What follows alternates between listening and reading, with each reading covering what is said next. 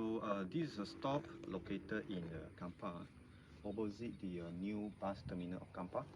So over here we crop out some limestones. Okay. So this limestone is part of the Kinta limestones. And we can see over here actually the limestone actually showing quite a good layering. Okay. So and then those layering is divided the different units. One of them is the gray color units like this. There's no structures inside. Another one, there's unit with a lot of laminations and other like lenses occur inside this thin laminated units over here. So and in this particular sections over here, we also can see the thin laminated unit. There are some lenses, this yellowish colors lenses over here. They look like quite different from the rest of the units. And just now we test the acid, there's no reaction with the acid. So, but we also use the key to do the scratching.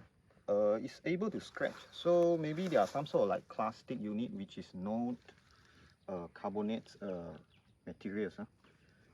So further lab analysis is required to test what it is.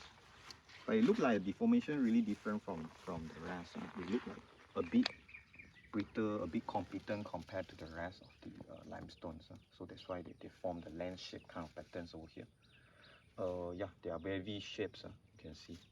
And inside this laminated unit, sometimes you also can see a lot of small component inside these units.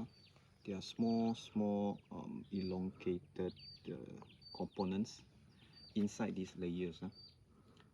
But not really sure. Maybe they are pieces of small limestone pieces broken and then fall into this, or maybe there are some fossils. Not super sure what is that. So this is what you can see over here. And then we also have some small stylolite. You can see over here the zigzag line that it shows over here. They're more or less parallel to the bedding planes. It most probably indicate they are caused by the overburdens, sediment loads from the top and then compress to the bottom and then form the stylolites. That's why the stylolite orientations is more or less parallel to the bedding planes. We can see multiple stylolite. One is here, another one's over here, then another one over here. Okay, bottom you can find more. Okay, that's it.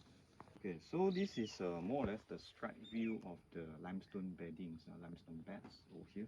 And if we come to the sides over here, you can see the dipping of the limestone layers over here, dipping to the west. Over that side is west.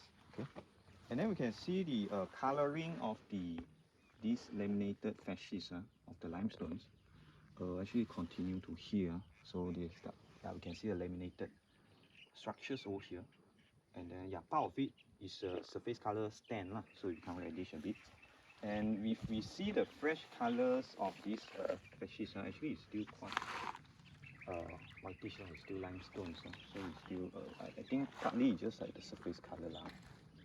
So now I have already done some sketching for this particular section of the rocks. So yeah, locations, coordinate, and the date times already marked. Then have a small sketching of these rocks. Yeah, top side we have some laminated units in the middle section as well. So I draw it over here, and we can see the stylolites in this section. So I will draw it out.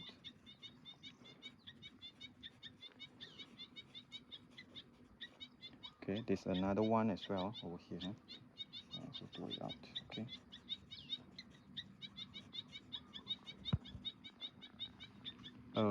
We also can see this one extend to the sides. The stylolites structures extend to the side and then more or less parallel to the beddings. So continue to draw.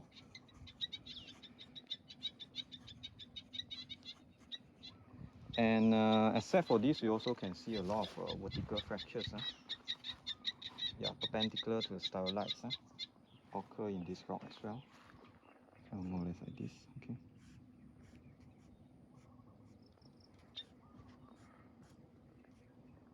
Okay, so this one is stylolite. This one is fractures. And we can know that the starlight actually indicate the stress direction, so they are perpendicular to the maximum principal stress direction. So the stress is like this, sigma 1, compressed perpendicular to the starlight planes, and then yeah, on bottom side also as well, something like this, sigma 1, okay.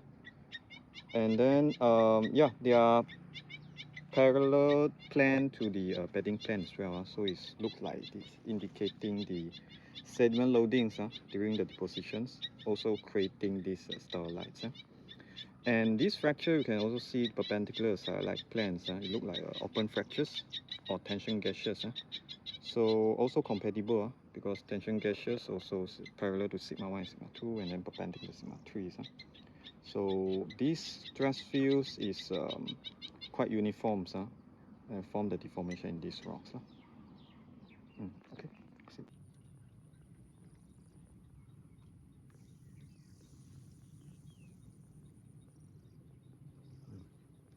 Okay.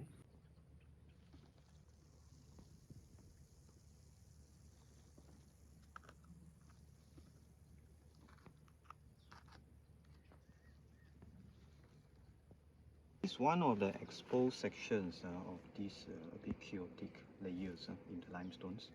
So you can see there are a lot of sub-rounded shape of components, maybe 1-2 cm or less than 1 cm size, few mm size. Ellipse shapes or lens shapes sometimes. So they are the component inside these layers. So there could be some sort of just limestone components, purely just limestones or cement, or maybe some fossils possible. So the shape, it looks a bit like the fossil shapes. This over here as well.